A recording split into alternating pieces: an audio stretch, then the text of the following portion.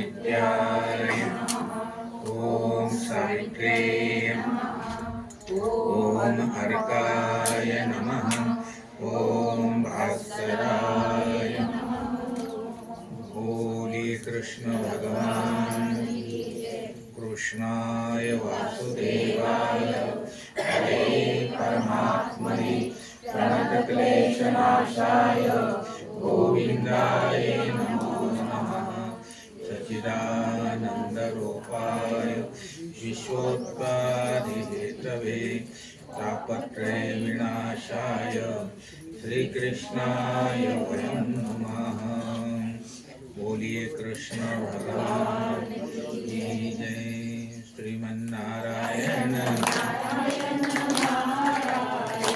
श्रीमन्नारायण नारायण नारायण भजमन्नारायण नारायण नारायण भजमन्नारायण नारायण नारायण हरि नारायण नारायण नारायण हरि नारायण नारायण नारायण श्रीमन्नारायण नारायण नारायण श्रीमन्नारायण नारायण नारायण बोलो नारायण नारायण नारायण बोलो नारायण नारायण नारायण हरि नारायण नारायण नारायण हरि नारायण नारायण नारायण श्रीमन्नारायण नारायण नारायण श्रीमन्नारायण नारायण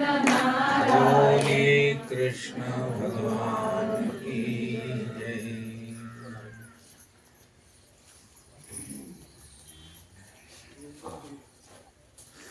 शरण में रखना शरण में रखना चरण में रखना सदा ही अपनी भजन में रखना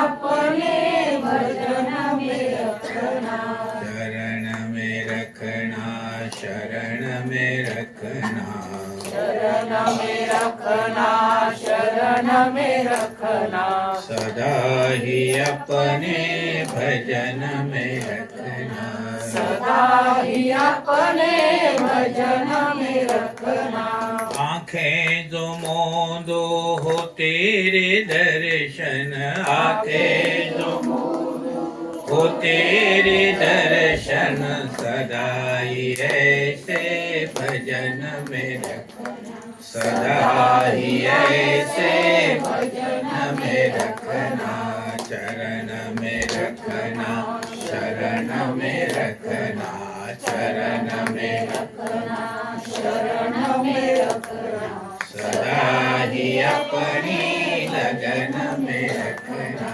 सदा ही अपने भजन में रखना आंखें जो मोदो हो तेरे दर्शन आंखें जो सदा ही ऐसे भजन में रखना सदा ही ऐसे भजन में रखना शरण में रखना शरण में रखना शरण में रखना शरण में रखना सदा ही अपनी लगन में रखना सदा ही अपने लगन में रखना सदा ही अपने लगन में रखना सदा ही अपने लगन में रखना शरण में रखना शरण में रखना सदा ही अपनी शरण आराम से गाड़ी आके ले आते कोई दिक्कत नहीं आ जाओ ले आओ ले आओ ले आओ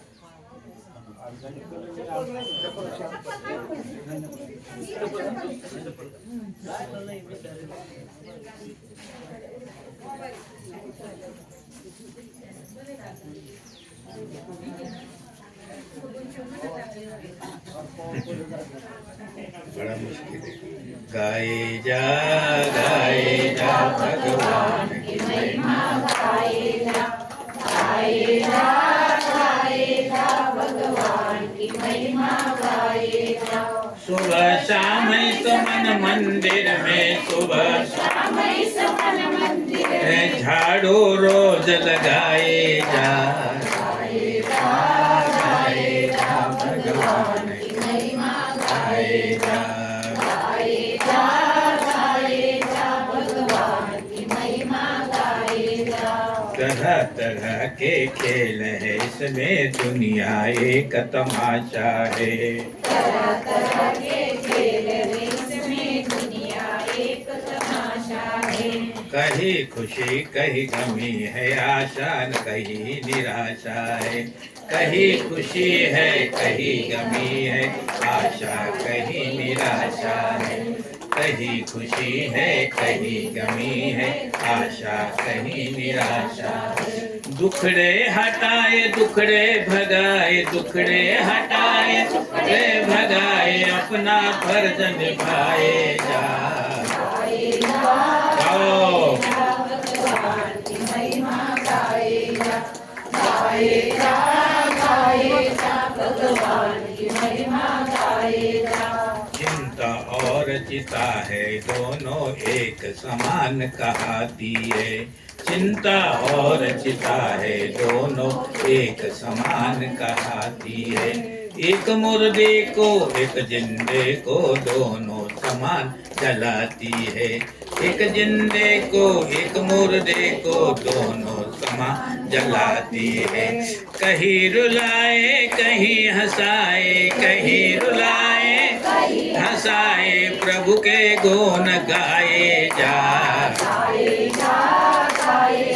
भगवान की महिमा गाए जा। अरे गाए जा भगवान की महिमा।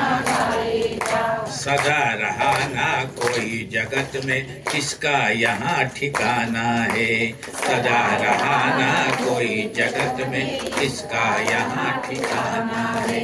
बांध ले बिस्तर अपना बाबा, ये तो देश बेगाना है। बांध ले बिस्तर अपना बाबा, ये तो देश बेगाना है।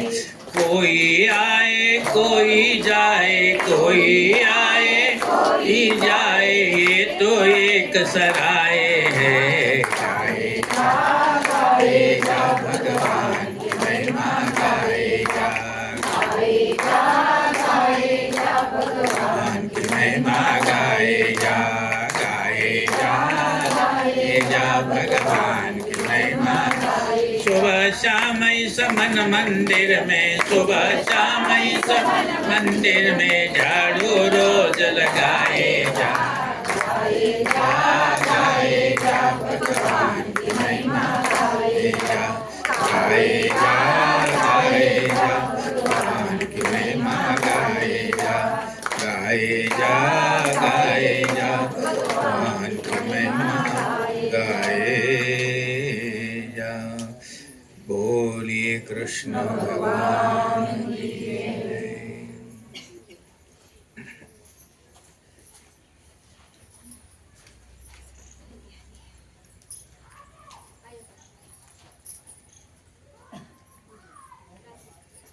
कृष्णाय वासुदेवाय हरे परमात्मने गोविंदाय नमो नमः। बोलिए कृष्ण भगवान की जय। कल की कथा में हम श्रवण कर रहे थे कि परीक्षित राजा बन गए हैं। पांडव सारे प्रयाण कर गए। राजा परीक्षित राज्य करने लगा। एक दिन कहीं जा रहा था, रास्ते में राजा परीक्षित ने गौ को एक काला पुरुष मार रहा था।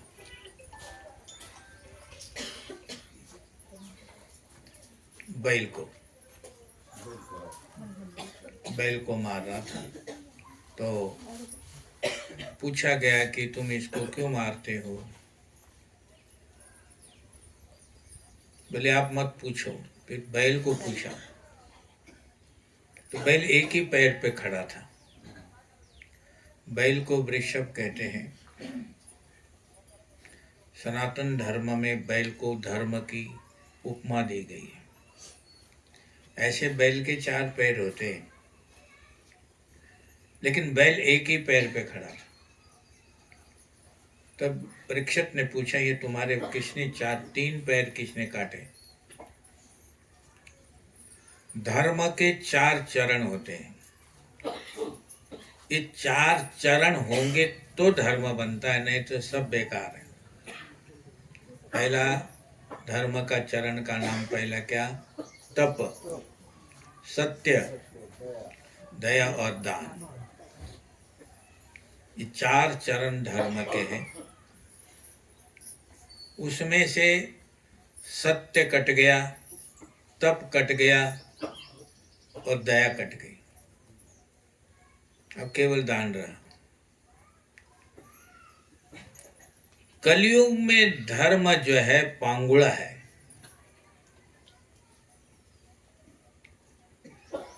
तो कलयुग को सजा देने के लिए राजा के मन में ठान ली राजा ने कि कलयुग को अब सजा देनी चाहिए। मेरे राज्य में धर्म की ये दशा नहीं होनी चाहिए। कर्मों को कलयुग को पूछा। कलयुग को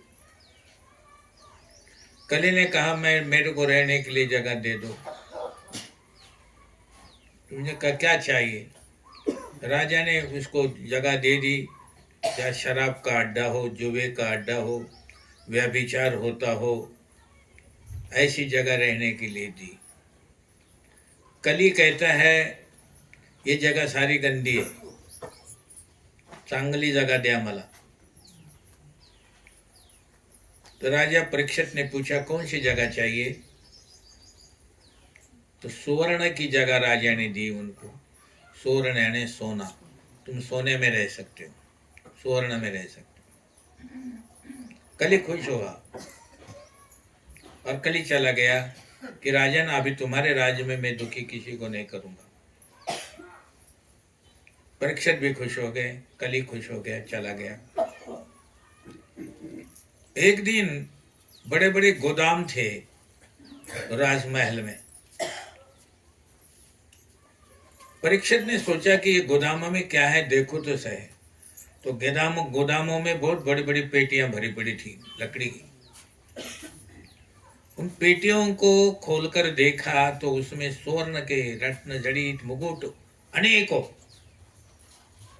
परीक्षित बहुत खुश हो गया कि मेरे पूर्वजों ने मेरे लिए कितना रखा है।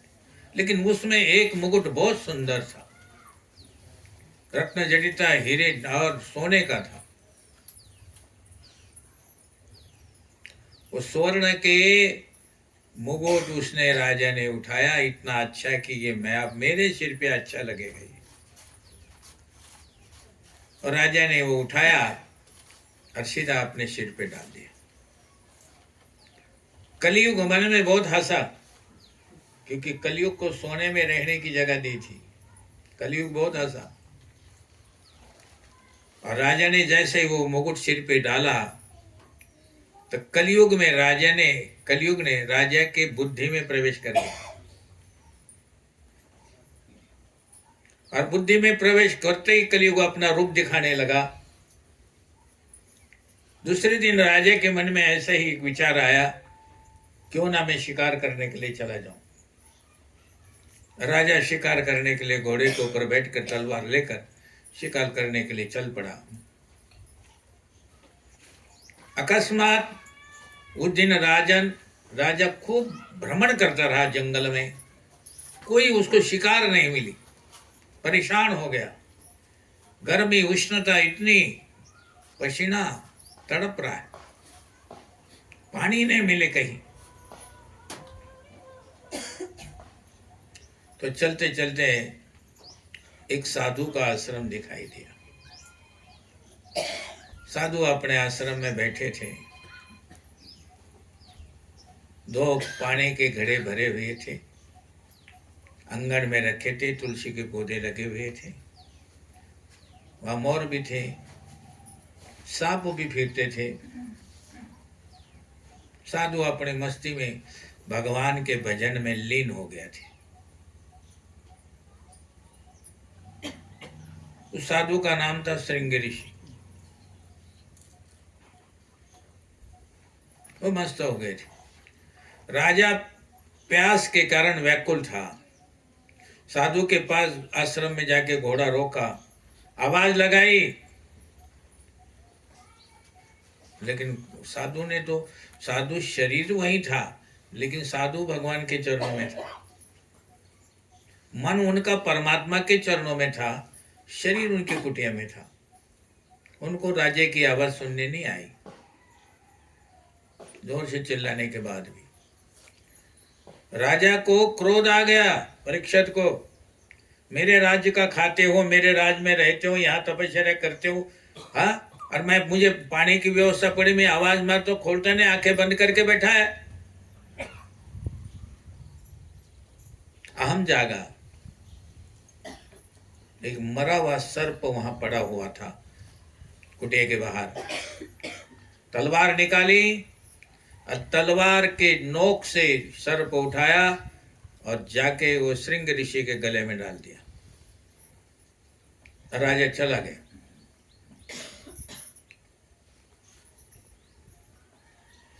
कुछ समय के पश्चात राजा घर गया, अपने महल में पहुंचा। महल में पहुंचने के बाद अपना गर्मी के कारण मुकुट नीचे उतार दिया। जैसे मुकुट नीचे उतरा तो कलियुग बुद्धि में से गेला ते राजाला नंतर होश आलो, मी काय केलं। एक साधु का अपमान किया, मरा हुआ सर्प उनके गले में डाला। ऐसा पापी तो दुनिया में कोई भी नहीं होगा। हमारे खानदान में, हमारे कुल में पांडवों ने कभी ऐसा अपराध नहीं किया और ये मेरे से कैसा हुआ। राजा अपने महल में पश्चाताप करता रहा। इधर श्रृंग ऋषि का पुत्र शम्यक ऋषि स्नान करके जब आया तो पिता के गले में मरा हुआ सर्प पाया। तो शम्यक ऋषि को कुछ लोगों ने बताया कि राजा आया था, राजा ने मरा हुआ सर्प तुम्हारे पिता के गले में डाला। शम्यक ऋषि ने आगे पीछे कोई विचार नहीं करा। कमंडल में जल था, जल हाथ में जल लेके मंत्र छिड़क दिया कि राजन, तुमने मेरे पिता के गले में मरा हुआ सर्प डाला है, लेकिन मैं बताता हूँ, तुम्हें श्राप देता हूँ कि वही सर्प तुम्हें 7 दिन के बाद दंश करेगा। तुम्हारी जिंदगी 7 दिन की है। अब राजा को ये खबर मिल गई कि जिनके गले में मैंने सर्प डाला था उनके पुत्र ने मुझे श्राप दिया है। राजा अपने किए हुए कर्म से, अपने कृत्य से, अपने पापों से राजा को भी बहुत दुख हुआ, पश्चाताप हुआ। तुरंत राजा ने वो सोने के मुकुट किया, गले में, हाथों में जितने गहने थे वो सारे उतार कर फेंक दे। राजा का जो पुरुष भेष होता है, राजा का जो भेष होता है, पोषक होता है, वो उतार कर फेंक दिया। साधारण वस्त्र परिधान करा, साधारण धोती या रूप वस्त्र धारण करके राजा वहां से घर छोड़ने का निर्णय लिया। पहला ब्राह्मणों को बुलाया अपने राजमहल में, तुम बताओ, मुझे श्राप मिला है, 7 दिन के बाद मेरी मृत्यु होगी। मुझे मरने का डर नहीं है, मुझे किए हुए कार्य का बड़ा पछतावा हो रहा है, परंतु मुझे कोई ऐसा बताओ कि मुझे 7 दिन में मोक्ष दिला दे। कोई ऐसा काम, तुम यज्ञ करो, मेरे लिए कुछ करो। ब्राह्मणों ने सबने हाथ ऊपर कर दिए कि महाराज, हम तो इस कार्य के लिए असमर्थ हैं, ये हो नहीं सकता। राजा ने अपना महल छोड़ दिया, राजपाट छोड़कर सीधा चले गए गंगा किनारे। गंगा किनारे जाकर महात्माओं को, जो जो ऋषि मिलते थे, महात्मा मिलते थे, उनसे प्रार्थना करते थे, कुछ मेरी मृत्यु 7 दिन में होने वाली है, मुझे कोई ऐसा मोक्ष का रास्ता बताइए। मैं 7 दिन में क्या कर सकता हूँ, मेरे को मोक्ष कैसा मिल सकता है। सब ऋषि असमर्थ हो गए, कहने लगे ऐसा हो नहीं सकता, बहुत मुश्किल है, कोई भी तैयार नहीं है। गंगा में स्नान करा राजा ने। माँ गंगा से प्रार्थना करी, माँ मिले कोई ऐसा संत फकीर, मिले कोई, मिले कोई ऐसा संत फकीर, मिले कि पहुंचा दे भवदरिया के तीर, पहुंचा दे भवदरिया के तीर, मिले कोई ऐसा संत, कोई फकीर मुझे मिले, मुझे इस भवसागर से पार उतारते। दिन थोड़े रह गए, कुछ करो। माँ गंगा से प्रार्थना करी, निवेदन करा। माँ ने अंतकरण से माँ गंगा ने आशीर्वाद दिया। राजा स्नान करके बाहर किनारे पर आकर बैठ गए।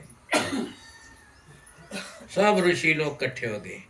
आज परीक्षित राजा ने, राज ऋषि नहीं है, तपस्वी परीक्षित है।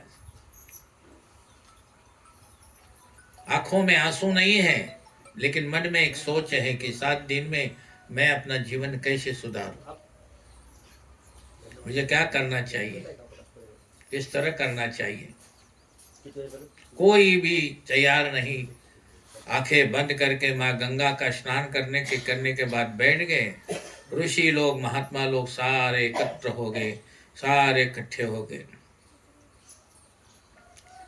अचानक भगवान ने शंकर भगवान को प्रेरणा दे दी कि जाओ, शिष्य लायक है उसको उपदेश दो। जो लायक होता है उसी को ही उपदेश दिया जाता है, जो लायक नहीं होता है उसको उपदेश लगता नहीं, उसको खट्टा लगता है। भगवान शंकर सुखदेव के अवतार है, शिव का अवतार है सुखदेव जी महाराज।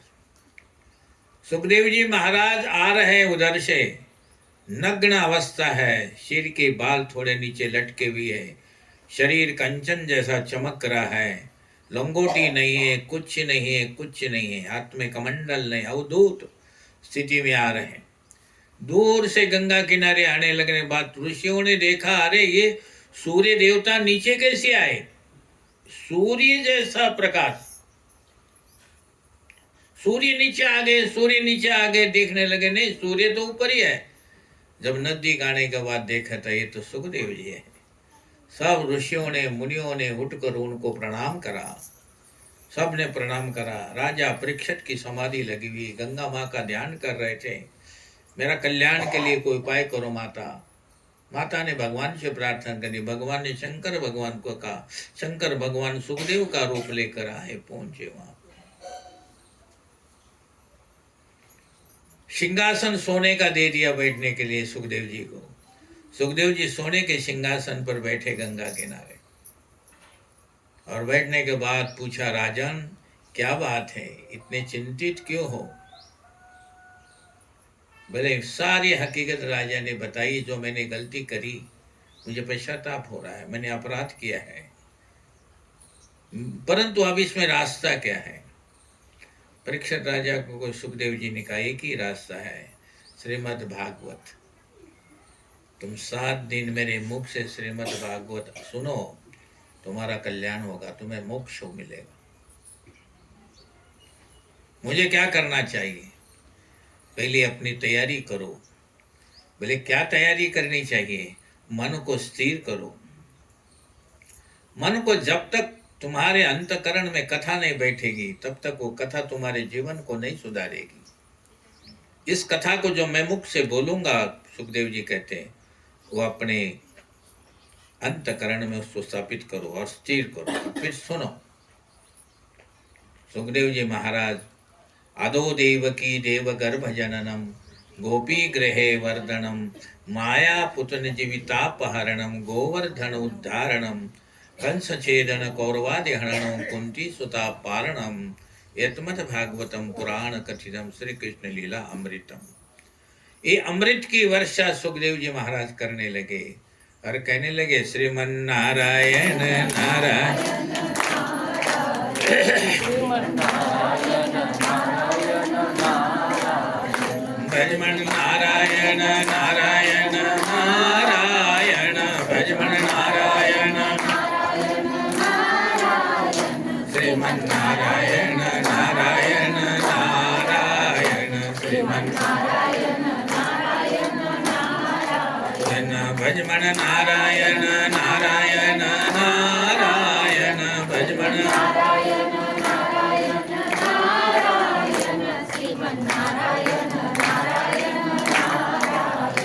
श्रीमन नारायण नारायण नारायण श्रीमन।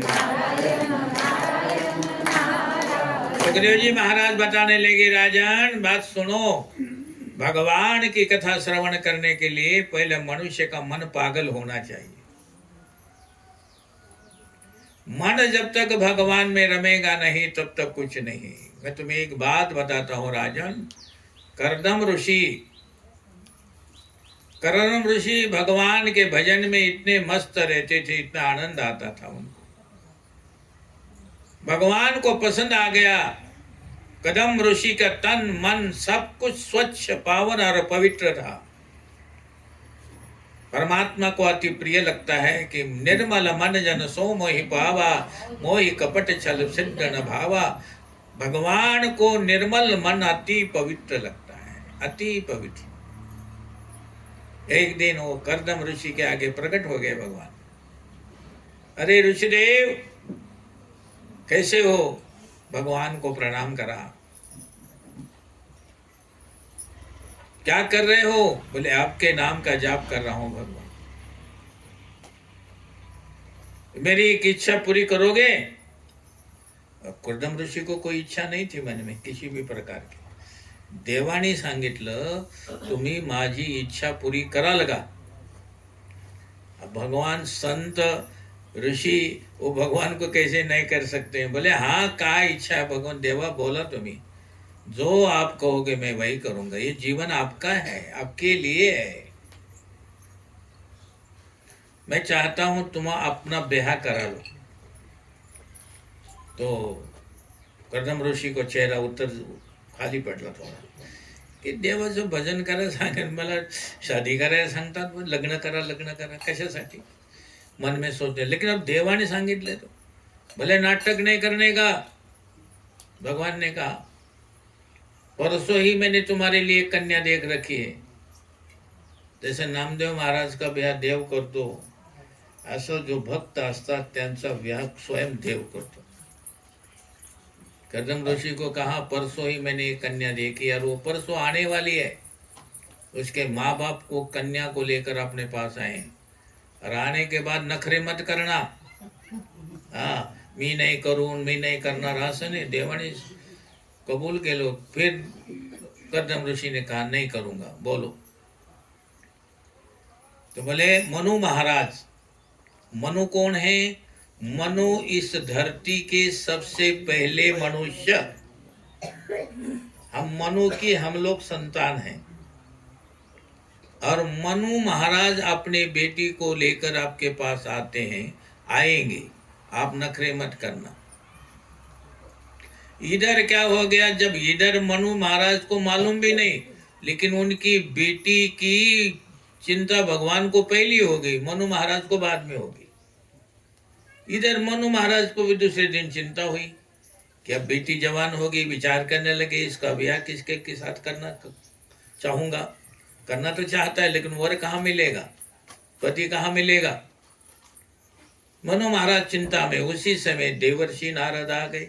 जब कुछ कारण बनता है, देव प्रेरणा देतो कोणाला। देवाने नारदाला प्रेरणा दिली, जा मनु महाराज चिंतित है, त्यांना जाऊन सांगा जा। नारद जी आले। नारद जी कहते क्या बात है, क्यों चिंतित है? बोले गृहस्थी जीवन है, आप तो बाल ब्रह्मचारी, आपको क्या पता। गृहस्थी घर में बहुत चिंता होती है, बहुत मुश्किल होती है। गृहस्थी आश्रम में संपत्ति की चिंता, एक संतान की चिंता, ये सारी चिंता होती है। पैसा भी पाहिजे और संतती भी चांगली व्हायला पाहिजे, सब चिंता होती है। आता करायचे काय? नारद जी ने कहा ये कौन है? बोले मेरी बेटी है, मैं इसका ब्याह करना चाहता हूँ। को लेकिन कोई पुत्र कोई मिल नहीं रहा, वर मिल नहीं रहा। नारद जी ने कहा मेरे जैसा ज्योतिषी कौन मिलेगा दुनिया में? ले आओ बेटी को, बाहर ले आओ आंगन में। बेटी को बाहर ले आए। बेटी का नाम क्या था? देहूती। देहूती को आंगन में ले आए। देहूती का हाथ नारद जी ने देखा। नारद जी को मालूम पड़ गया कि ये राजा की कन्या है, पर ऐसा योग नहीं है कि रानी होगी करके। रानी नहीं होगी तो कौन बनेगी? ये महान ऋषि की पत्नी होगी। मनु महाराज कहते हैं कि आप कहते हैं ये सच तो है, क्योंकि इसको दिल जो है राजमहल में लगता नहीं देवती का। बार बार पुष्पों के तरफ जाएगी, पक्षियों के पास जाएगी, बार बार ईश्वर को प्रणाम करती रहेगी। इसका राजमहल में मन नहीं लगता। तुम्हारी बात जल्दी है, ये बात सही है, लेकिन विवाह महात्मा लोग, ऋषि लोग विवाह क्यों करेंगे? ये भी मुझे चिंता हो रही है। नारद जी ने विचार करके कहा देखो राजन, इस कन्या के लिए योग तो एक ही ऋषि है। बोले कौन? बोले कर्दम ऋषि। कर्दम ऋषि? बोले हाँ, महान ज्ञानी है, योगी है, भगवान का भक्त भी है। इस कन्या को आप कर्दम ऋषि को अर्पण करो, जाओ। मनु महाराज कहने लगे मैंने कर्दम ऋषि की प्रशंसा तो बहुत सुनी है, ये भी सुना है कि बहुत महान योगी है, परंतु बोले क्या वो विवाह करेंगे? नारद जी ने कहा करेंगे। विवाह करने की इच्छा उनकी भी हुई है। हुई तो भगवान ने इच्छा करवाई ना। मनु महाराज और उनकी पत्नी का नाम क्या था? शतरूपा। ये नर और नारी दुनिया के जगत में सबसे पहले पैदा हुए थे। शतरूपा और मनु दोनों अपने बेटी देहूती को लेकर कर्दम ऋषि के आश्रम की तरफ चल पड़े। अब कर्दम ऋषि का आश्रम अति दिव्य, गाय के गोबर से लिपा पोता, सात्विक शोभा, सुंदर वृक्ष है। पशु पक्षी वहां प्रेम से रहते हैं, आनंद है। मनु महाराज वहां गए, समाचार कर्दम ऋषि को मिला कि मनु महाराज का रथ आया है। खड़े हो गए एकदम मनु महाराज को देखकर। मनु महाराज का कर्दम ऋषि ने स्वागत किया, और कर्दम ऋषि ने यह भी देखा कि उनके साथ एक कन्या खड़ी है, और भविष्य में ये कन्या मेरी पत्नी होने वाली है। तुरंत प्रशंसा करके बैठने के लिए आसन दिए। 3 आसन बिछाए, एक मनु महाराज के लिए, एक देहूती के लिए और एक शत्रुपा के लिए। मनु महाराज उस आसन पर बैठ गए, शत्रुपा उस आसन पर बैठ गई, लेकिन देहूती उस आसन पर बैठी नहीं, ऊपर नीचे देखने लगी। और यहां पर कर्दम ऋषि उस कन्या की परीक्षा कर रहे थे।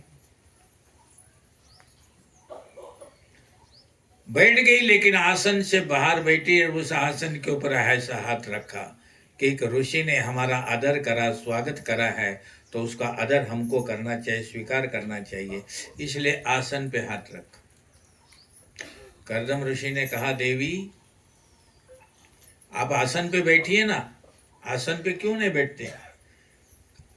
तो मनोमन कहती है देवती कि भविष्य में जो मेरे पति होने वाले हैं, तो पति के बिछाए हुए आसन पर पत्नी को बैठना नहीं चाहिए, कोई भी आसन। आजकल तो शहरों में बहुत बुरा हाल है, हाँ बहुत बुरा हाल है। पत्नी कहती है उधर जाओ, चादर चुदर बिछाओ, ये करो, बैठना करो, बेड के ऊपर चादर बिछाओ, बिस्तर सोफे के ऊपर चादर बिछाओ, ये करो वो करो, देव पति लगा रहता है। फिर पाप है ये। हमारी धर्म संस्कृति, मानव धर्म की संस्कृति मना करती है कि पति के बिछाए हुए चादर के ऊपर, पति के बिछाए हुए आसन पर पत्नी को न बैठना चाहिए। यह हमारा भागवत एक ग्रंथ है, एक पुराण है, ये हमें बताता है। बैठने के बाद चर्चा शुरू हुई, उसका विवेक कितना है, ऐसा नारद जी ने उसकी परीक्षा वगैरह करी। कन्या देवती बहुत पढ़ी लिखी भी नहीं थी, श्री धर्म को वो जानती थी, स्त्री का धर्म क्या होता है। देवती ने सोचा कि ये आगे भविष्य में ये मेरे पति होने वाले, और पति परमात्मा का रूप होता है। उसके बाद मनु महाराज से कदम ऋषि समाचार पूछते हैं। मनु महाराज कहते हैं कि आपके आशीर्वाद से सब कुछ शील है, ये कन्या हम दान करने के लिए मैं आया हूं आपको, तो आप इस दान को स्वीकार करो। सच्चे संत हृदय से बहुत सरल होते हैं, उनके मन में कोई पाप नहीं होता, जो अंदर है वो सब बक देते हैं। ये सच्चे संत के एक लक्षण है। सरल स्वभावन मन कुटिलाई, जथा लाभ संतोष सदाई। उनका स्वभाव सरल होता है, जथा लाभ, जो लाभ मिलता है उसमें आनंद लेते रहते हैं, दूसरे लाभ की इच्छा नहीं करते, उनमें कपट नहीं होता, कुछ नहीं होता, शांति से। कदम ऋषि महायोगी है, ज्ञानी है, वो सच कहते हैं कि जो मन में है वही कहते हैं, जो मन में नहीं उसको नहीं बोलते। कहते हैं कि मेरे विवाह करने की इच्छा तो है, लेकिन मैं विवाह तो करना चाहता हूं, लेकिन सावधान होकर करना चाहता हूं। इधर जो मंगलाष्टक होते हैं तो उसमें आता है ना, सावधान, सावधान होकर करना चाहता हूं। मैं विवाह करना चाहता हूं, लेकिन सावधान होकर करना चाहता हूं, मुझे सावधान रहना है। बोले सावधान कैसा? बोले सुनो, कदम ऋषि कहते हैं मुझे विवाह करना है, पर कैसा? मुझे काम का विनाश करना है। बोलो, अब विवाह के समय तो काम का विनाश का चर्चा पहला ही वर देवता करने लगे, तो वधू को क्या, उसके दिमाग में, उसके विचार पे क्या क्या धारणा बैठेगी? मैं मर्यादा में रहकर काम सुख करूंगा। मनु ने और शत्रुपा ने देवती की तरफ देखा, बेटे को इशारा करा, अजून तो तुमचं लगीन भी नाही झालं, अरे आताच म्हणतो की मी काम को विनाश करने के लिए विवाह करना चाहता हूं। फिर कदम ऋषि ने कहा मैं संन्यास लूंगा, एक संतान होने के बाद मैं संन्यास लूंगा। इस संन्यास की बात, ये सब बात, ये क्या है?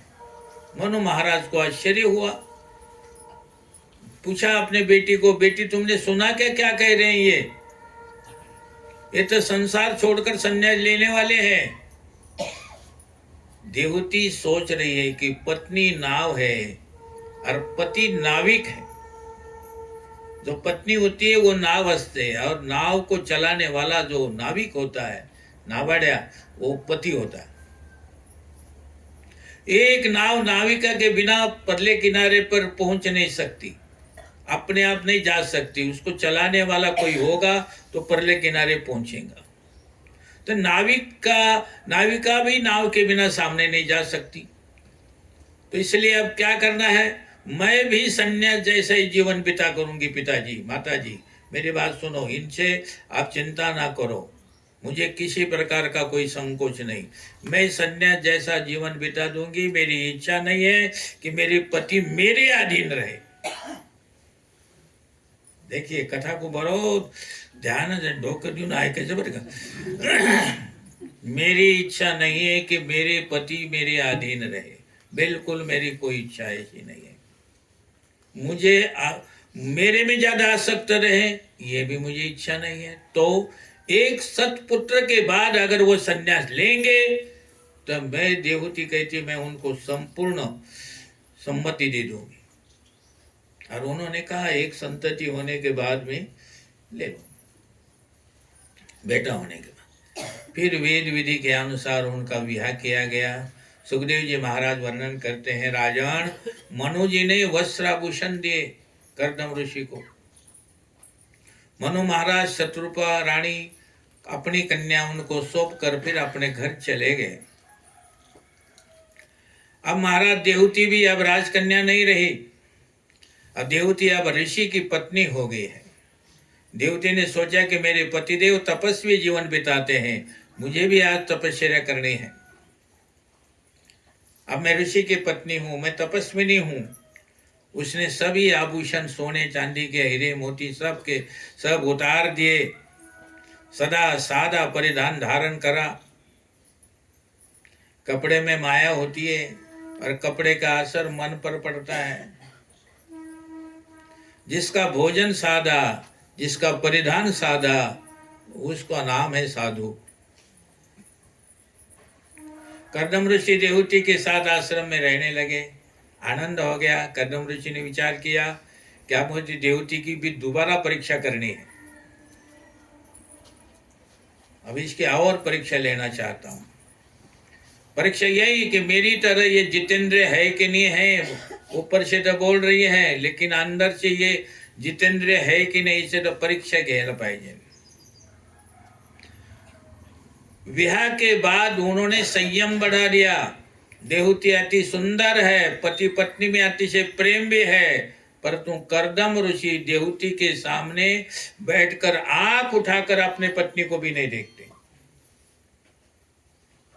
अब नई नई दुल्हन आई, वो अपने पति के पास बैठेगी, चार बातें करेगी, लेकिन यहाँ ऋषि ने पहले दिन शुरू कर दिया।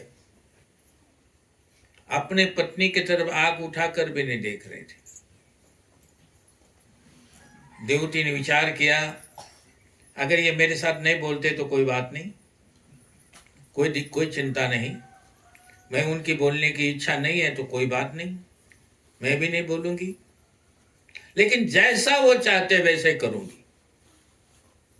पति पत्नी मन से एक होते हैं, तभी उनका गृहस्थी जीवन सफल होता है। शरीर से तो दो है, लेकिन अगर मन से दोन झाले तर ते गृहस्थी जीवनाचे तुकडे होतात।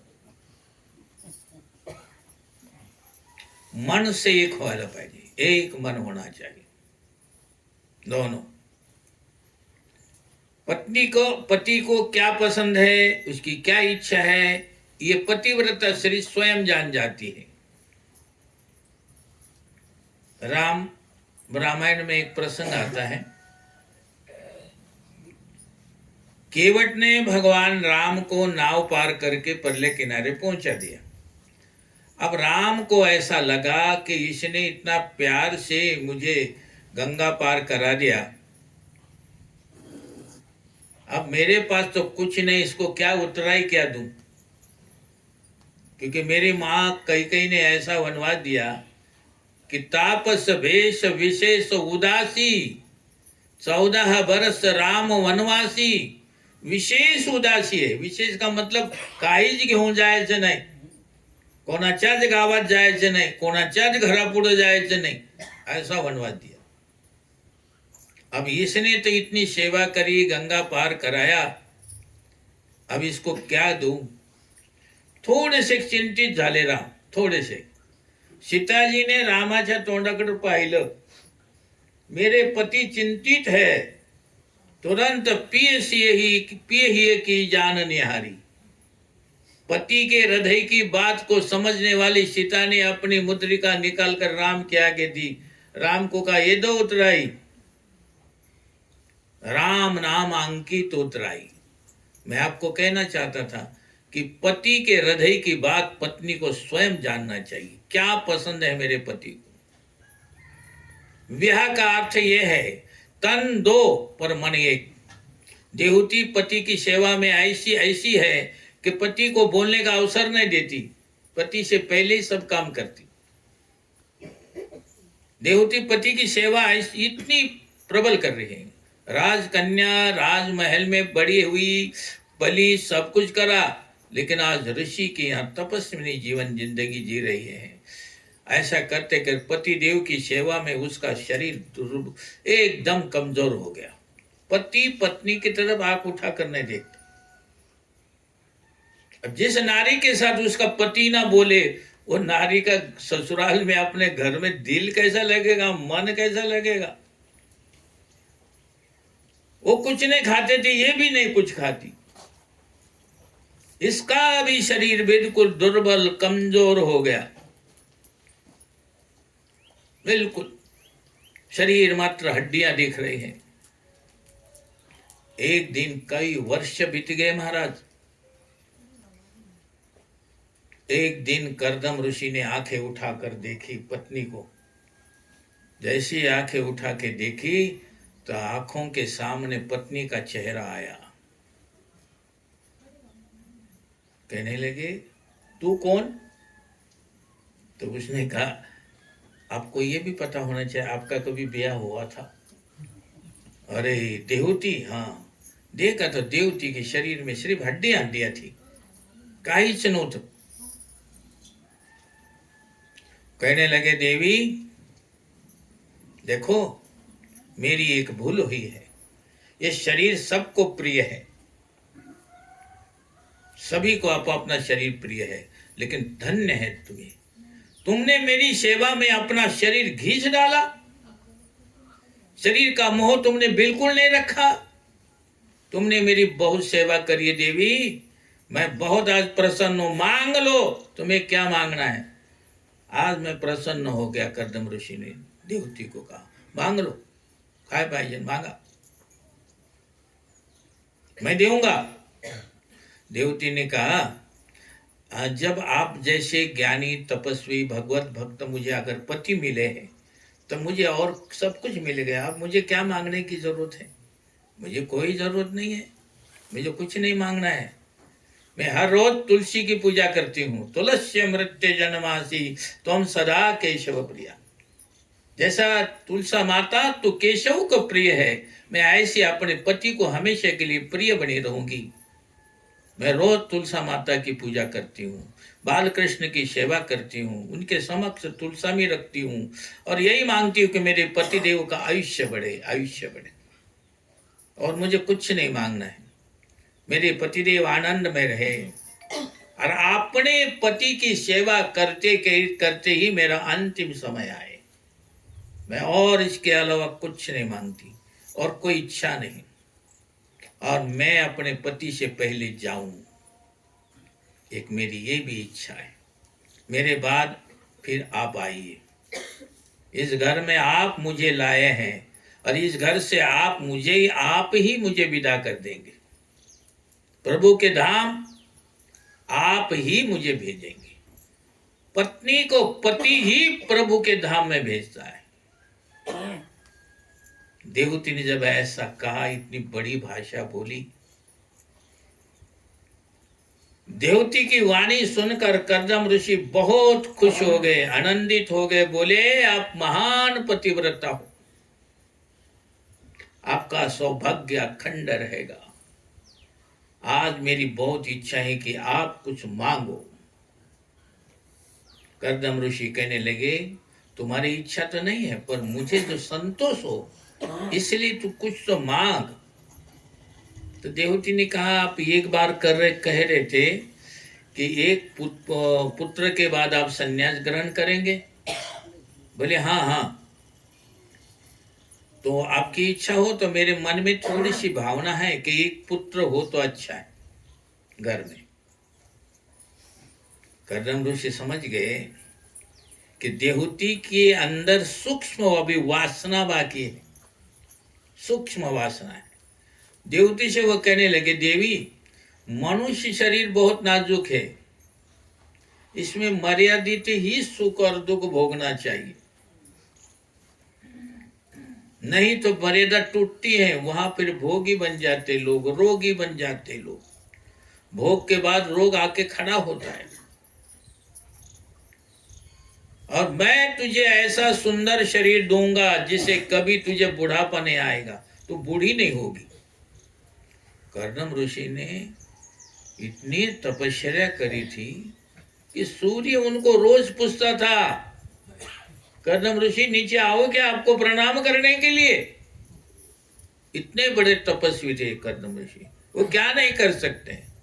समर्थ को नहीं दोष गोसावी, रवि पावक सुरसरी की नाई, वो कुछ भी कर सकते थे। देवी मैं तुझे सुंदर शरीर दूंगा, बोल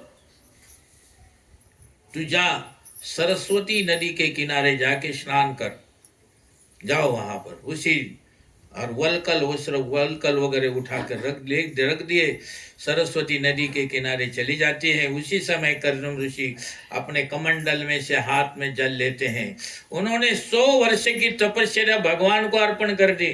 श्री कृष्णम समर्पयामि, मेरी 100 वर्ष की तपस्या कृष्ण तुम्हें समर्पित कर दो। जैसे ही समर्पित करे तो अनेक दास दासियां कर्दम ऋषि के चारों तरफ से खड़े हो गए। बोले दासियों को कहा जाओ देवती की सेवा के लिए, और दासियां गई। देवती जैसी गंगा सरस्वती में स्नान करती है तो स्नान करके बाहर निकलती, दास दासियां नाना प्रकार के वस्त्रों, इतना सुंदर शरीर, दिव्य शरीर बन गया, बढ़िया शरीर, इतना सुंदर शरीर देवती का बन गया। इधर कर्दम ऋषि को भी सुंदर अपनी इच्छा के अनुसार उन्होंने शरीर धारण करा, सुंदर शरीर, श्रृंगार, देवती का श्रृंगार सब दास दासियां करती है। अब कामदेव का कर्दम ऋषि कोई साधारण थोड़े बने, कर्दम ऋषि तो कामदेव के रूप बन गए इधर। तब एक सुंदर विमान आ गया और उस विमान में सभी प्रकार का सुख साधना थी, चारों प्रकार जितना साधन चाहे। विमान में कर्दम ऋषि और देवती दोनों बैठ गए, और ग्रंथ में कर्दम और देवती के श्रृंगार का वर्णन थोड़ा कम किया है। और विमान उड़ गया आकाश मार्ग में, और आकाश मार्ग में ये भ्रमण करते रहा विमान। कई वर्ष बीत गए। कई वर्ष बीतने के बाद कर्दम ऋषि के यहाँ 9 कन्याएं हुई। दोनों ने भी अपना गृहस्थ जीवन निभाया। कामाधीन कर्दम ऋषि विमान में 100 वर्ष तक रहे। उनके घर एक भी पुत्र का जन्म नहीं हुआ, 9 कन्याओं का जन्म हुआ। एक दिन कर्दम ऋषि के मन में वैराग्य उत्पन्न हुआ। अरे छोड़ो, ये गृहस्थ जीवन बेकार है, इतनी संतान हो गई, विलासी जीवन के प्रति मन में घृणा आ गई उनको, नको आता नहीं पाइजे। श्रृंगार रस को उन्होंने एकदम आते ही फेंक दिया और अपना लंगोट पहन लिया, बैठ गए, तन पर भस्म रमा ली, हाथ में कमंडल लिया, सोटी हाथ में लेके चलने के लिए तैयार हो गए। ये सब देवती ने देखा। जब देवती ने देखा, सोचा कि हमको छोड़कर ये संन्यास लेने के लिए जा रहे हैं। देवती ने हाथ जोड़कर खड़े होकर कहा, आपकी संन्यास लेने की इच्छा है तो मैं आपको मना नहीं करूंगी, पर आपकी प्रतिज्ञा थी कि आप एक पुत्र होने के बाद संन्यास लेंगे। त्याचं काय? दूसरी बात, 9 कन्याएं उत्पन्न हुई है और पुत्र एक भी नहीं हुआ। तुम्ही विचार करा, पतिदेवला सांगायला लागले, तुम्ही आपल्या मनामध्ये विचार करा, 9 कन्या झाली लेकिन पुत्र एक भी नहीं, मला पुत्र पाहिजे। मेरा इतना भी आग्रह नहीं, लेकिन ये 9 कन्या तुम जाओ के संन्यास लोगे, ये 9 कन्या रहेगी, इनका विवाह कौन करेगा? मैं नारी हूं, ये मेरे बस का नहीं है, विवाह कौन करेगा? फिर कर्दम ऋषि मन में सोचने लगे कि भगवान ने मुझसे कहा था कि तुम्हारे घर पुत्र बनकर आऊंगा, और परमात्मा अभी तक क्यों नहीं आए? फिर क्यों नाराज हो गए मेरे से? मैं तपस्वी था, मैंने तपस्या छोड़ दी, इसलिए भगवान मेरे से नाराज हो गए, भगवान को पसंद नहीं आया मेरा जीवन। देवती ने कहा, पसंद नहीं है, ऐसा नहीं है, वो भी परीक्षा आपकी लेते हैं। जब विलासी जीवन का आनंद समाप्त हुआ और पवित्र जीवन प्रारंभ हुआ दोनों पति पत्नी का, अनेक वर्ष तक उन्होंने तपस्या करी, देवती के पेट में गर्भ रहा, और कर्दम ऋषि को विश्वास हो गया कि सोचने लगे कि मुख पर कुछ मेरे पत्नी के तेज नजर आ रहा है, ऐसा मुझे लगता है कि मेरे इष्ट देव नारायण इसके गर्भ में आ रहे हैं, इसके पेट में आ रहे हैं। देवती के पेट में विराजमान परमात्मा के देव गंधर्व सारे स्तुति करने लगे, परमात्मा का प्रागट्य का समय आ गया और साधु सन्यासी सब आनंदित है। आज बहुत सब लोग प्रसन्न हैं। संतों के गुरुदेव कपिल नारायण नासिक में जब कुंभ मेला लगता है तो अखाड़े होते हैं, निरंजनी अखाड़ा, निर्माणी अखाड़ा, अग्नि अखाड़ा, ये जितने अखाड़े होते हैं, अखाड़े के भगवान कपिल भगवान, ये सन्यासी जितने हैं ये कपिल भगवान की उपासना करते हैं, कपिल भगवान की पूजा करते हैं। अखाड़े में पहला स्नान कपिल भगवान को कराते हैं। परम पवित्र समय प्राप्त हुआ, 10 दिशाएं प्रसन्न हो गई, कपिल नारायण का प्रागट्य हुआ। बोलिए कपिल भगवान की। कपिल नारायण के दर्शन के लिए ब्रह्मा जी सभी देवता आ गए, परमानंद हुआ। ब्रह्मा जी ने कर्दम ऋषि को धन्यवाद दिया, कहते हैं कि आज तुम्हारा गृहस्थ आश्रम सफल हो गया। एक बालक नहीं, साधारण बालक नहीं है, साक्षात नारायण पुत्र बनकर तुम्हारे घर में आए हैं। इस बालक के चरण कमल देखो, चिन्ह स्पष्ट दिखाई देते हैं। आदि नारायण है, आज आप जगत के पिता बन गए हो, जगत के पिता के पिता बन गए हो। ये बालक माता पिता का उद्धार करेगा, ये माता का तत्व ज्ञान का उपदेश देगा। आपको संन्यास लेना है तो आप ले सकते हो, ऐसे ब्रह्मा जी ने कहा। कर्दम ऋषि कहते हैं कि पुत्र के जन्म से मुझे भी आनंद हुआ, पर अभी 9 कन्याओं का विवाह की चिंता मुझे है। अब ये तो बच्चा है, ये बालक है, इन 9 कन्याओं की मुझे चिंता है। चिंता कापी न कार्या निवेदित अद्भा भी कदापिति। आप जिन देवता की प्रेम पूर्वक पूजा करते हैं, जब देवता का नाम जप करते हैं, उस देवता को तुमची चिंता होती है। तुमने विठ्ठल विठ्ठल विठ्ठल बोला तो विठ्ठलाला तुमची भी चिंता होती है। हा कोण आहे? देवाला जी मुंगी असते ना, मुंगी, त्या मुंगीच्या पैरमध्ये पैजब असते, घुंगरू असतात, त्याची बी आवाज देव ऐकतो। मग तुम्ही मनामध्ये बी बोला विठ्ठल विठ्ठल विठ्ठल, तर ते देवाला ऐकू येतं की पडेगावमध्ये विठ्ठल विठ्ठल कोण म्हणून राहिलाय। एकदम देवाची कान तुमच्याकडे पाहतो, अरे ये तो खुडसर गांव का रहने वाला है। अच्छा अप्पा है ये यार, ये विठ्ठल विठ्ठल बोल रहे, वो तो येतो, देव येतो, त्याला माहिती गिरतो पडतो परंतु कथामध्ये येतो, देवाला माहिती, देव पाहतो, आम्ही नाही पाहतो। त्याची नजर सगळीकडे असते, भगवान सौकडं, हर जगह भगवान देखते। इसलिए परमात्मा का नाम स्मरण करो, भगवान का नाम स्मरण करो, देव तुम्हाला कधी विसरणार नहीं। तुम्ही भले ही संसार के वैभव में आके भगवान को भूल जाओगे, लेकिन देव कभी तुमको भूलेगा नहीं, कभी भी नहीं भगवान भूलेगा। कर्दम ऋषि बड़े प्रसन्न हैं, उन्होंने ऋषियों को पुत्र, जो ऋषियां थी, ऋषि तुम्हारे 9 दामाद हैं, ब्रह्मा जी ने कहा। भले कौन से दामाद है नहीं, जावई, तो बिना निमंत्रण तुम्हारे घर आए हैं ये, तुम भाग्यवान हो। भाग्यवान के घर जावई बिना बुलाए जातो। तुमचे घर येतो का? एक एक को कन्यादान करो और फिर उसके बाद भात और दूध का भोजन कराओ। आते लग्नामध्ये तर भात और दूध कौन खाऊ घालतो? ते लाडू और पेड़े, तुम पता नहीं क्या क्या आइसक्रीम है। हम भी जाते हैं शादी में, देखा मैंने एक जगह, ऐसा तो मैं बहुत कम जाता हूँ। कितनी प्रकार की राती चर्चा हो रही थी, काय गिनती नहीं कर सकते, इतनी चीजें होती है।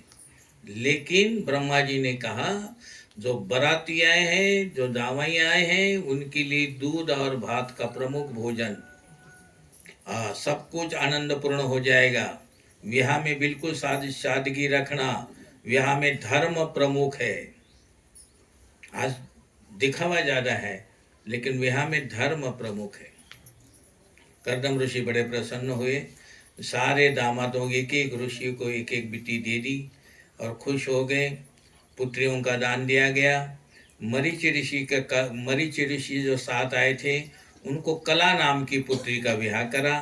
अथर्व ऋषि को शांति नाम की कन्या दी। भृगु ऋषि को ख्याति नाम की कन्या दी। वशिष्ठ का विवाह अरुंधति के साथ संपन्न हुआ। आत्रि ऋषि को अनुसया दे दी। कुरतु ऋषि को क्रिया दे दी। अंगिरा को श्रद्धा दे दी। पुलस्त्य ऋषि को हैरबू दे दी तथा पुलगति को कन्यादान सबको कर दिया। फिर ये सभी कपिल भगवान की 9 बहनें हैं और कन्या विवाह के बाद अपने अपने पति के घर चली गई। कर्दम ऋषि बड़े प्रसन्न हो गए। अब कुछ का चिंता ही नहीं रही। धीरे धीरे कपिल नारायण बड़े हो गए। एक बार कर्दम ऋषि ने सोचा कि अब बालक मेरा बड़ा हो गया, माता पिता अपनी माता की देखभाल कर सकेगा, माता का उद्धार करेगा, अब मुझे घर में रहने की कोई जरूरत नहीं। एकांत में बैठकर एक दिन कपिल भगवान को अपने पास बुलाया। बोले बेटा मेरी संन्यास लेने की इच्छा है। कपिल भगवान ने देख कहा पिताजी आपका भी विचार बहुत सुंदर है, बहुत गई थोड़ी रही। पिताजी आपको मैं उपदेश क्या कहूँ, इतना ही कहता हूँ कि अधिक परोपकार की चिंता भी ना करा करो, फंस जाओगे, अहंकार तुम्हें पकड़ लेगा। ज्यादा परोपकार के चक्कर में पड़ोगे, अहंकार तुम्हें पकड़ेगा। भाव जाता है मुझे स्वार्थ नहीं, लेकिन ऋषि संन्यास भी विधि पूर्वक लेना है पिताजी, जल्दी नहीं करायची। काही लोक संन्यास घ्यायला फार लवकर करतात, जल्दी संन्यास घ्यायचा संन्यास ऐका आता ते संन्यास घ्यायची जल्दी नहीं करनी। ध्यान से सुनो। बोले वो कैसे? संन्यास की विधि उचित रूप से संपन्न होती तब देखने वाले को मन में भी वैराग्य भाव जागता है। जिस दिन संन्यास लेना हो उस दिन गंगा जी में 108 बार स्नान करना पड़ता है जिसको संन्यास लेना है। अंतिम स्नान के बाद प्रायश्चित्त करना पड़ता है। स्नान करते समय शिखा, जनेऊ, लंगोट सभी पानी में छोड़कर नग्न होकर नदी से बाहर आना पड़ता है, निर्वस्त्र होकर। मानना होता है कि हमारा संबंध अब पूरा हो गया, अब किसी के साथ हमारा कोई नहीं। पानी में मातृभाव रखना पड़ता है, पति पत्नी का संबंध भूल जाना पड़ता है। कहना होता है कि आज से तुम्हारा मेरा संबंध परिवर्तित हो गया, तुम माता हो, मैं तुम्हारा पुत्र हूँ। इस समय पत्नी के साथ हाथ में पत्नी के हाथ से लंगोट लेना पड़ता है, फिर वो लंगोट पहनना पड़ता है। और फिर पत्नी कहती है आप निर्विकार हो, आपको कपड़े की भी जरूरत नहीं, लोग लज्जा के लिए लंगोट पहनिए, बाकी आपको कोई जरूरत नहीं है। पत्नी जो लंगोट देती है वो पहनकर अग्नि में होम करना पड़ता है, उसे विराजमान होम कहते हैं। वेदों में विरजा होम का वर्णन आता है। शब्द स्पर्श रूप रस गंध ईशुद्धयंता विरजी विपुप महा मोयसी स्वाहा। यह आज से मैंने संन्यास का नाश किया, अपने संसार का नाश किया। वेद ब्राह्मण और अग्नि इन तीनों के साक्षी में संसार का सुख का होम कर दिया। अभी कभी भी संसार का सुख मी घेणार नाही, मला नको, जरा जाळून टाकलं। विश्वास रहता है कि अब सुख नहीं भोगना, अब मेरा जीवन परमात्मा के लिए है, परमात्मा के लिए सभी सुखों का नाश करना, उसी को संन्यास कहते हैं। कपिल देव कर्दम ऋषि से कहते पिताजी संन्यास लेने पर घर का स्मरण नहीं करना। आणि ते काही बार लोक गुवारी करते, घेतात, बाबा बन जाते, महाराज बन जाते, फिर तिकडे अरे पडेगावला पाऊस झाला की नहीं झाला। ऐसे नहीं, जब तुमने लिया अब वो पाऊस करायचं नाही करायचं ते देवाच्या हाती, तुम्हाला काय करायचं नाही। तुमने तो ये विचार करो कि आज मैंने 26,000 श्वास लिए है 24 घंटे में। अब मैंने कितना जाप किया है, कितनी माला करी है, त्याची चिंता करायची बस, और कुछ नहीं चिंता करनी। पिताजी सावधान होकर रहिए। और कर्दम ऋषि ने विधि पूर्वक संन्यास ग्रहण किया और आदि नारायण परमात्मा का ध्यान करने लगे। जो आदमी भगवान का ध्यान करता है उसका किसी के साथ ना प्रेम होता है, ना वैर होता है, ना राग होता है, ना कोई द्वेष होता है। वो भगवान में विलीन हो जाता है। कर्दम ऋषि को सदगति मिली। कर्दम कपिल भगवान ने जैसा रास्ता बताया उसी रास्ते पे कर्दम ऋषि गए, उनको सदगति प्राप्त हुई। अब कपिल गीता की कथा मैं तुमको सुनाऊंगा। ये कपिल गीता, कपिल ने अपने माँ को गीता का उपदेश दिया है। कौन सी गीता है? भागवत में बड़ा महत्वपूर्ण प्रकरण है कपिल गीता का, मधुर। इसमें कपिल नारायण अपने माता को बहुत सुंदर उपदेश देते हैं। एक दिन की बात है, प्रातः काल का समय बड़ा पवित्र होता है। उसको क्या कहते हैं? ब्रह्म मुहूर्त कहते हैं। ब्रह्म मुहूर्त का अर्थ क्या होता है?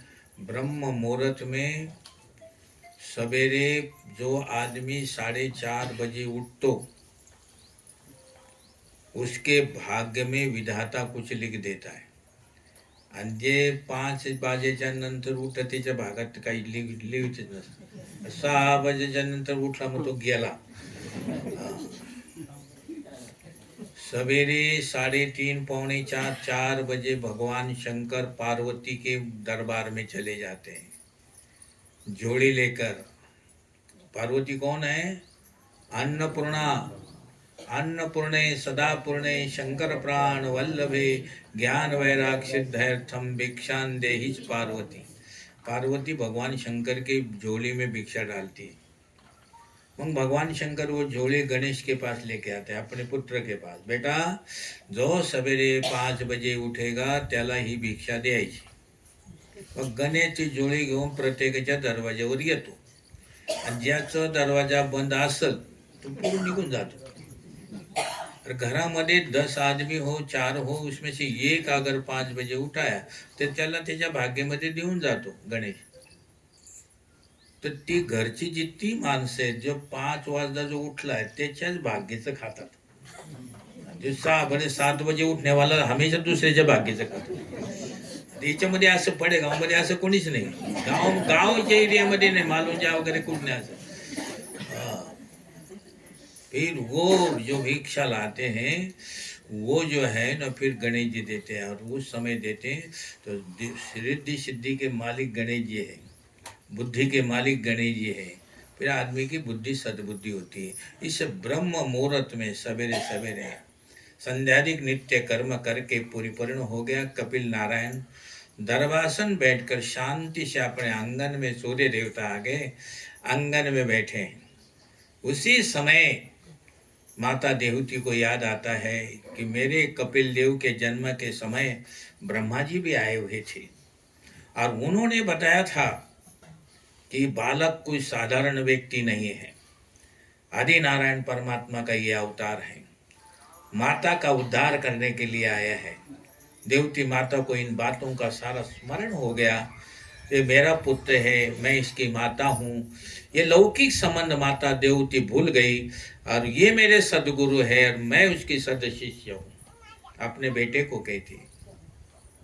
ऐसा अलौकिक संबंध लेकर कपिल नारायण को बार बार प्रणाम करती है। तम त्वागतहम शरणम शरण्य, आप आज्ञा दीजिए, मेरी कुछ पूछने की इच्छा है। कपिल देव ने कहा, माता जरा भी संकोच नहीं करना, बिल्कुल नहीं, जो पूछना है पूछो, मैं उसका उत्तर दूंगा। माता देवती ने पहला प्रश्न पूछा अपने बेटे कपिल को, बेटा, बेटा नहीं भगवान, भगवान बोले हाँ। मैं पूछती हूँ कि संसार में सच्चा आनंद का है या नहीं? ऐसा आनंद है कि जो सदैव रहता है, जो असत्य है, अस्थाई है, जो सत्य रहता है, वो मुझे दिखाओ, वो कहाँ मिलेगा? ऐसा नित्य आनंद कहाँ है? उस आनंद की प्राप्ति का साधन क्या है? आज तक मैंने इंद्रियों को बहुत लालन पालन करने के लिए ये खा ले, ये खा ले, ये खा ले, लड्डू खा ले, पेड़ा खा ले, हलवा खा ले, शीरा खा ले, सब इंद्रियों की बड़ी सेवा की ली। इंद्रियों का सुख भोगने से थोड़े समय में शांति मिलती है, पर मन तो रात दिन अशांत रहता है, वासना बढ़ती है और मनुष्य समझता है कि मैं सुख भोग रहा हूं। ये उसके मन की भ्रांति है। सुख नहीं भोगता हूँ। कुत्ते के आगे एक हड्डी पड़ी थी और कुत्ते ने वो हड्डी, हड्डी यानी मराठी में हाडूक पडलं ते हाडूक तोंडामध्ये घातलं बरं का. तोंडामध्ये घातल्यानंतर ते बसलं आपलं ते हाडूकाला रक्त लागलं. ते म्हणतं हे रक्त चाटायला त्याला फार चांगलं लागलं. ते रक्त कोणाचं होतं? कुत्र्याचं. हड्डीमध्ये रक्ताचं नसतं ना. असंच मनुष्य संसाराच्या विषयांचं सुख भोगतो.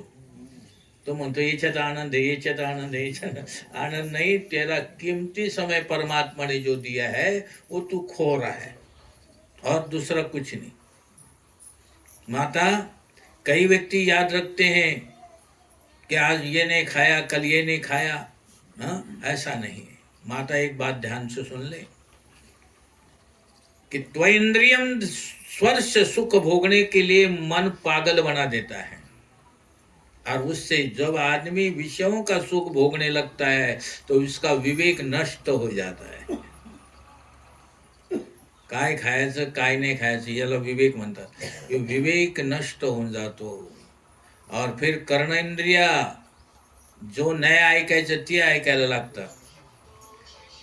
जे आंखें जो नहीं देखना है वो देखने में लगती है. ये भोग भोगते हैं. देवती कहती है इंद्रिया मेरे विवेक धन को लूट लेती है. विवेक रूपी धन को इंद्रियां लूट लेती है, देवती कहती है, और मुझे गड्ढे में घेर देती है. हाँ, चोर तो दूसरे के घर की चोरी करने जाता है, वो अपने घर की चोरी नहीं करता चोर करी. ये इंद्रिया ऐसी चोर है कि आत्मा का विवेक धन ही लूट लेती है. इंद्रिया नौकर है, आत्मा मालिक है. ये सब मालिक के घर में चोरी करती है इंद्रिया. मैं थक गई हूं. झूठे सुख को भोगते भोगते मेरा जीवन नष्ट हो गया. झूठे सुख को भोगने से शरीर मेरा रोगी हो गया. मेरा मन भ्रष्ट हो गया. सच्चा सच्चा आनंद, सच्चा सुख कहाँ है मुझे बताओ. मुझे पता नहीं. अब सरल बताने का मैं समझ सकूं, ऐसी सरल वाणी में मुझे उपदेश दीजिए. मेरी बुद्धि मंद है यानी धीरे धीरे चलने वाली है. कपिल नारायण बड़े प्रसन्न हो गए. माँ, देहूती को सुंदर उपदेश देते कहते, माता मैंने तुमने इतना सुंदर प्रश्न पूछा, मैं संक्षेप में तुम्हें थोड़ा उसका बोध दूंगा. ध्यान से सुनो माता. माता, मन में किसी तरह का सुख भोगने की इच्छा जब तक आहे तब तक तुम्हारे दुखों का नाश होने वाला नहीं. सुख की इच्छा के पीछे दुख खड़ा रहता है. मान लो तुम्हें सुख की इच्छा करी, म्हणजे कार घ्यायची, नवी 4 पायवारी गाडी घ्यायची. सुख की इच्छा उभी केली, मग ते दुख तुरंत येतो उभं राहतो. सुख जो है अगला हिस्सा है शरीर का, दुख जो है पाठीमाग का हिस्सा है शरीर का. एक दूसरे को छोड़कर ये जा नहीं सकते. ये बाह्य है. एक दूसरे के बिना ये अधूरे हैं. जैसे ही सुख भोगने की इच्छा करेंगे दुख पीछे खड़ा रहता है. माता, मन में संसार रहता है. जब तक मन जलता रहता है, मन से संसार निकल जाता है तो शांति मिलती है. बिस्तरे में पड़े पर धीरे धीरे मन में संसार निकल जाता है. मन निर्विषय बन जाता है. माता, आनंद चेतन परमात्मा श्री कृष्ण का स्वरूप है. तो कहती है आनंद का है. आनंद भगवान का स्वरूप है. सचिदानंद रूपाय विश्वोत्पत्ति हेतवे तापत्र विनाशाय नाय वयम नमः. आनंद ही परमात्मा है. हाँ, आनंद ही परमात्मा है. कपिल भगवान माता देहूती को सावधान करके कहने लगे, माता, आत्मा परमात्मा का अंश है. वह आनंदमय है. अग्नि के संपर्क से पानी गर्म होता है, फिर पानी वापस ठंडा हो जाता है. शीतलता जिस तरह स्वरूप है वैसे भगवान का आनंद स्वरूप है. सुख दुख ये स्थिर नहीं रहते. ये सुख कभी येतं, कभी दुख येतं, कभी सुख येतं. ये एक जगह टिकते ही नहीं है, क्योंकि ये लौकिक है, अलौकिक नहीं है. माता, आत्मा को सुख नहीं मानना.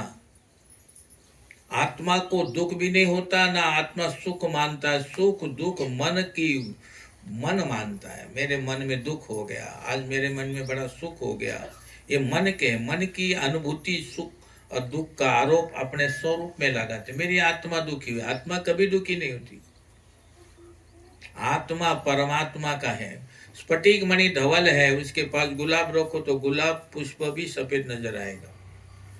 जाकी रही भावना जैसी, प्रभु मूरत देखी तेरे जैसी।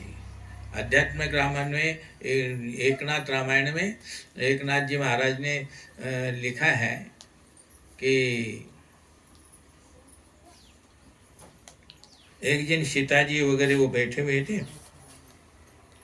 अशोक वाटिका में भी हनुमान जी महाराज गए थे, लक्ष्मण सीता वगैरह सब बैठे हुए थे। तो उसने कहा अभी ये फूल ऐसे हैं, ये सफ़ेद रंग के फूल है, ये लाल रंग के फूल है, ये नीले रंग के फूल है, ऐसे हैं। तो बंदे कहा, हनुमान जी ने कहा कोई रंग नहीं होता, रंग एक ही है, रंग केवल सफ़ेद रंग लाल रंग है। सीता जी कहती नहीं, आकाश रंग श्याम रंग है। एकनाथ महाराज कहते नहीं, सफ़ेद फूल है। फूल एक, रूप बनाने वाले, रंग बनाने वाले दो और आलम। राम जी आ गए, राम जी ने पूछा क्या चल रहा है। सीता जी कहती है मैंने फूल देखा, वो लाल रंग का था अशोक वाटिका में। हनुमान जी आए, हनुमान जी कहते हैं वो कहती है श्याम रंग का था, हनुमान जी कहते हैं लाल रंग का था, एकनाथ कह रहे सफ़ेद रंग का था।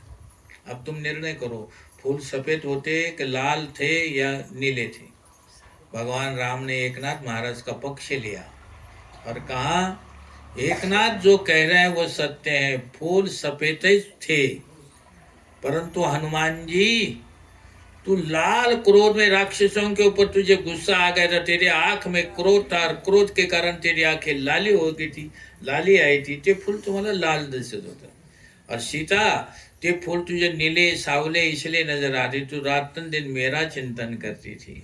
तो जाकी रही भावना जैसी, प्रभु मूरत देखी तिन तैसी। माता जैसी भावना होती है वैसा ही उसको अनुभव होता है। अरे एक बात बताऊं माता, मन को सुख दुख क्यों होते हैं? सुन, अहंकार और ममता के कारण सुख और दुख होते हैं। किसी चीज का अहंकार कहला, अभिमान कहला, ममता के लिए ये माझ ये ममता, और मैं ये अहंकार। ये अहंकार और ममता के कारण सुख दुख होते हैं। मन विषयों का चिंतन करता है और विषय सूक्ष्म स्वरूप में मन के अंदर रहते हैं। तो इसलिए लगा इसमें थोड़ी ज़्यादा भीड़ होती है। बहुत गर्मी लग रही तो कहते हैं कि यहाँ ये नहीं है सुख दुख, ये सुख दुख तुम्हारे मन को है, शरीर को है, लेकिन तुम्हारे आत्मा को कोई सुख दुख नहीं। माता सावधान होकर आप थोड़ा विचार करो। ये जगत नहीं बिगड़ा है, मनुष्य का मन बिगड़ा हुआ है। आपके मन को कौन सुधार सकता है? अपने मन को आप स्वयं ही सुधार सकते हैं।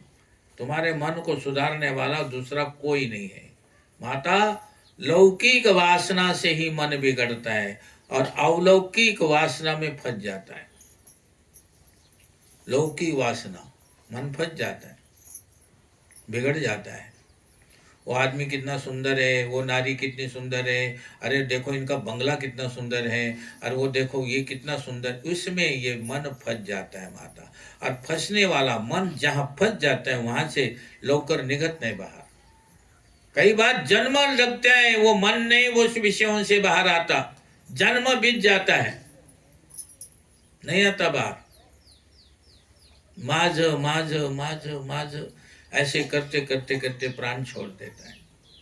और फिर पुनरूपी जननम पुनरूपी मरणम होता है। बार बार माँ के गर्भ में जाना, बार बार मरना, चिता पे चढ़ना, ये सगड़ बार बार होता है माता।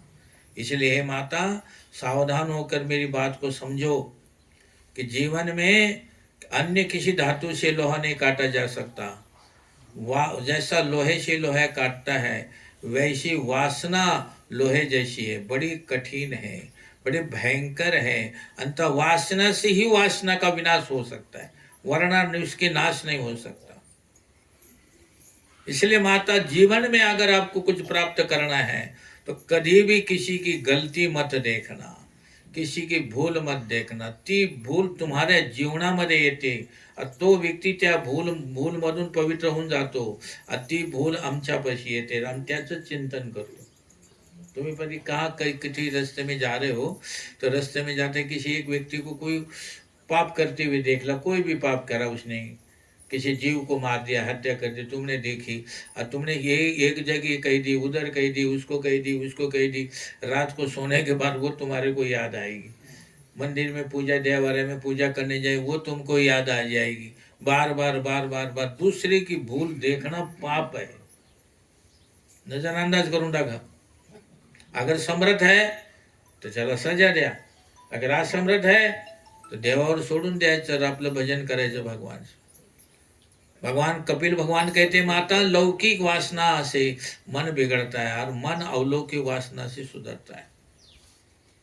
इसलिए माता मन पाप करता है. किसी का सुंदर बंगला देखकर किसी का चिंतन करता है, किसी का काय करता है. मन परमात्मा के चरणों में नहीं जाता. मन संसार के विषयों की तरफ भागता है. मन की ऐसी आदत होगी माता, मन ऊपर नहीं जाता, मन नीचे की तरफ जाता. मन पानी की तरह है. पानी को आप कितना ही ऊपर फेंको गिलास में पानी लेके, वो नीचे ही आएगा. पानी का स्वभाव है नीचे आना. और जोत जला ली अपने, जोत दीपक जलाए, दीपक ऊपर ही जाएगा चाहे कैसे करो. दीपक को टेढ़ा भी करो तो भी दीपक ऊपर ही आएगा. लेकिन जो पानी अगर नीचे जाता है तो कुएं में से पानी खेतों में आने के लिए आपको यंत्र का सहारा लेना पड़ता है, मोटर लगानी पड़ती है. मोटर से वो नीचे का पानी ऊपर आता है. ऐसे ही जो मन तुम्हारा नीचे नीचे की तरफ गया हुआ है, पाप करने लगता है, गलत सोचने लगता है, तर त्या पापाला मंत्राच्या द्वारा वर आणायचं. तो मंत्र कुठला? कृष्णाय वासुदेवाय हरये परमात्मने प्रणतक्लेशनाशाय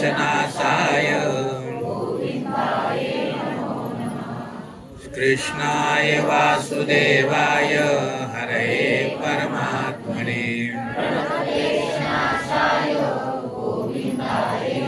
मन अनेक जन्मों से भटका हुआ है, बिगड़ा हुआ है, तुरंत नाही सुधर सकता. तुम्ही एक दिवसात गेले सत्संगमध्ये तुमचं मन सुधारलं असं नाही होते.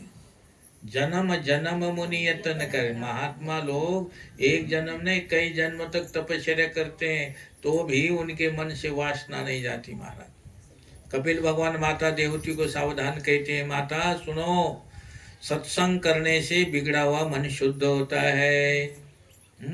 सत्संग की जरूरत है. हर रोज नियम से सत्संग करो. बिनु सत्संग विवेक न होई, राम कृपा बिनु सुलभ न सोई.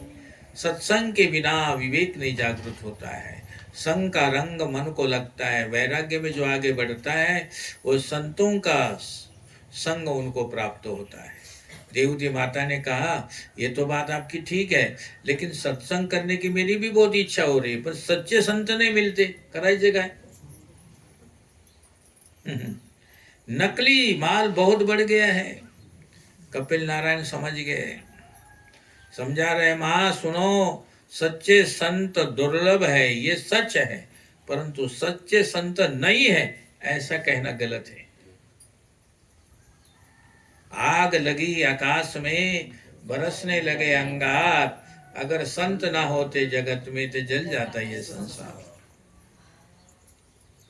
कपिल नारायण समझा रहे, ऐसा नहीं महाराज. सच्चे संत है, प्रत्येक गांव में एक सच्चा संत होता है, चाहे वो धोती पहनने वाला हो चाहे टोपी पहनने वाला हो. एक संत हर गांव में होता है. अगर आपके गांव में कोई संत ना होता तो गांव डूब जाता कब का. बरसात ना आती तो प्रत्येक गांव में एक पतिव्रत स्त्री होती है. एक नारी पतिव्रता प्रत्येक गांव मध्ये असते. सत्य और संत के आधार पर ये धरती टिक रही है. पाप बहुत बढ़ गया माँ. सत्य और संत धरती को आराधना करते हैं, धरती की साधना करते हैं और उनके प्रभाव से ये धरती में अनाज पैदा होते हैं. लोग कहते हैं की दवाई टाकून टाकून अनाज पैदा होते, असं नसतं ते. काही त्यांच्या मनामध्ये अगर धरतीच्या आलं, तुम्ही जेवढी जेवढी दवाई टाका, यानच नाही, मग काय करणार. हं? यानंच नाही दी. ते त्यांची कृपा है, त्यांचा इतना बल, जो इतनी साधना है, उनके आधार पर ये सब फसल पैदा होती. पाप बहुत बढ़ गया. संत की परीक्षा कैसे करेंगे माँ आप?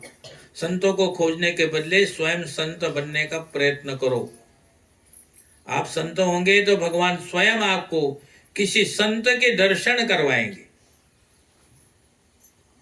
हाँ, संत की परीक्षा कपड़े से नहीं होती, साधु की संत की परीक्षा जाति से नहीं होती. बहुत सुंदर व्याख्यान करता है, उसे संत भी नहीं कहते. बड़ा सुंदर व्याख्यान देता है, बहुत सुंदर. वो भी संत नहीं हो सकता, उसे विद्वान कह सकते हैं. बहुत ग्रंथ पढ़ने वाले को सुंदर व्याख्यान दे, उसको विद्वान कहते हैं, लेकिन उसको कभी संत नहीं कह सकते. संत की अलग परिभाषा. संत की परीक्षा मनोवृत्ति से होती है, वेश वृत्ति से नहीं होती.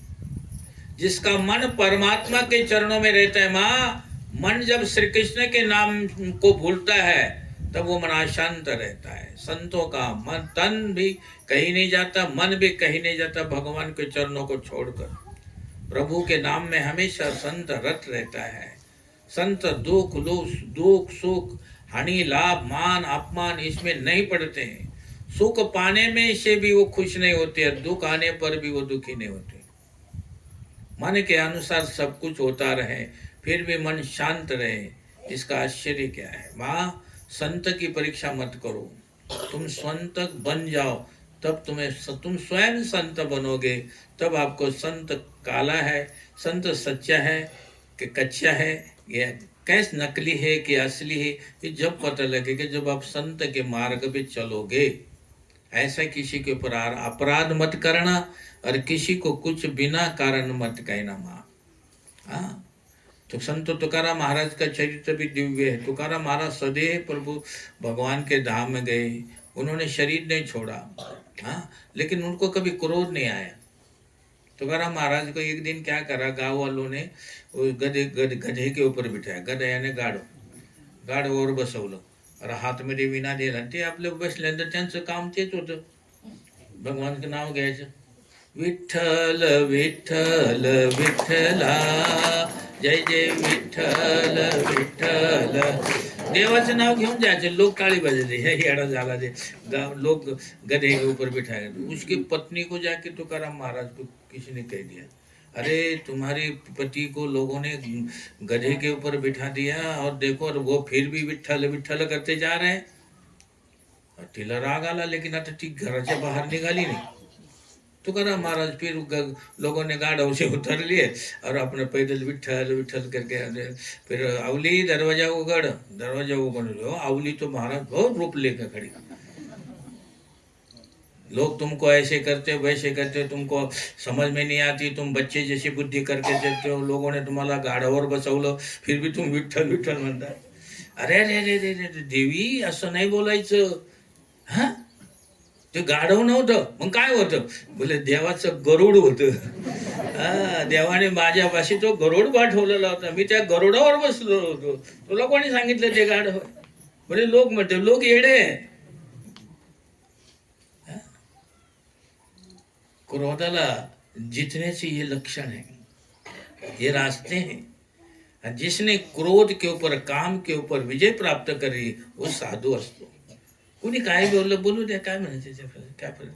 त्याला तोंड देवाने दिले, त्या तोंडाचा प्रयोग तसं करतो, तो करू दे त्याला, तुम्ही नका करू. कोणाचंच करायचं, कोई कैसा भी हो, तुम किसी की निंदा मत करो, चुगली मत करो. निंदा चुगली करने वाला व्यक्ती देवाला बिलकुल पसंत नाही. आता तुमच्यामध्ये कोण कोण निंदा चुगली करणार आहे पुढं भविष्यामध्ये, ते हात वर करा बस. कोणीच नाही करणार. फार मुश्किल आहे, ये कथा फार कठीण आहे, देवाची कथा है. और आगे ह्या गीतामध्ये आपको इतना आनंद आएगा. कपिल भगवान ने अपनी माँ को ये गीता सुनाई. समय के अनुसार आज यही कथा समाप्त होती है. श्रीमन नारायण नारायण, लेकिन उठाए जन्म में जब तक कहूँगा तो श्रीमन नारायण नारायण नारायण.